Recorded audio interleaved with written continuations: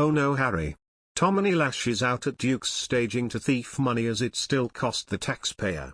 Journalist and broadcaster Camilla Tominey slammed Prince Harry over Royal Met Police security demands, claiming it's still going to cost the taxpayer.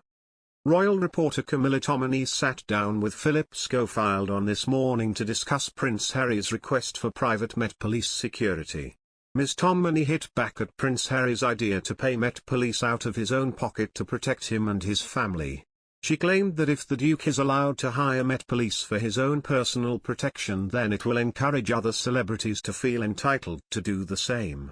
Ms Tominey expressed that taxpayers will still have to foot the bill for a judicial review for the government to fight it.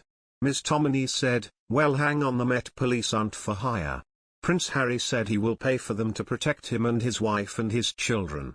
But that then opens the floodgates to any celebrity, or indeed oligarch, or I don't know, the daughter of some Saudi Arabian royal," Ms Tominey added, "to come over and start demanding bespoke Met Police protection. Also, he's offered to pay for it, and that's great. But it's still going to cost the taxpayer ultimately money for the government to fight this judicial review.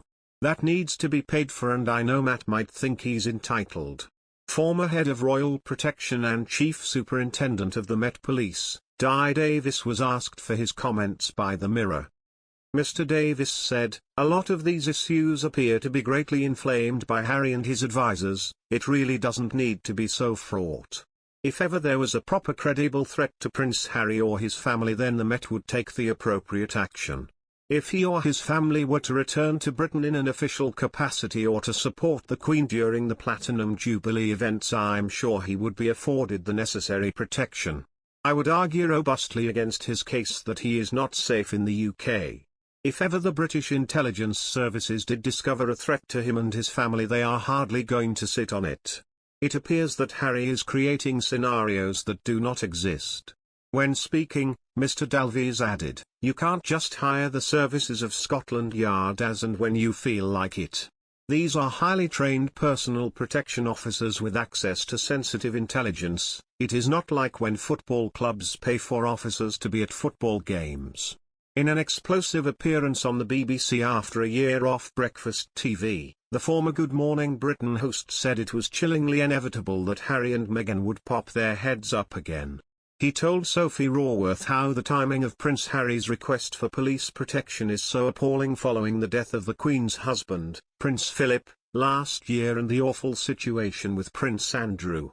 He added, "Now, her grandson, who has been baiting the royal family and the monarchy all year, has now popped up from his mansion in California to say that when he comes back to the UK, he wants to have the British police protect him. Sorry mate, that is not how this works."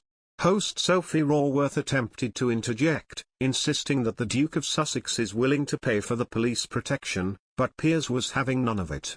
Prince Harry should continue to be given police protection in the UK because he's an easy target for terrorists, according to a security expert. The 37-year-old lost his taxpayer-funded security when he opted to step back from his royal family duties in 2020. He now lives in the US, where he has a privately funded team of bodyguards, but he insists he needs formal police protection when he returns to the UK, as his private team don't have access to the country's intelligence services. This week the Duke threatened legal action against the Home Office over the decision to remove his police protection because he says he needs to ensure his family's safety when they visit the UK.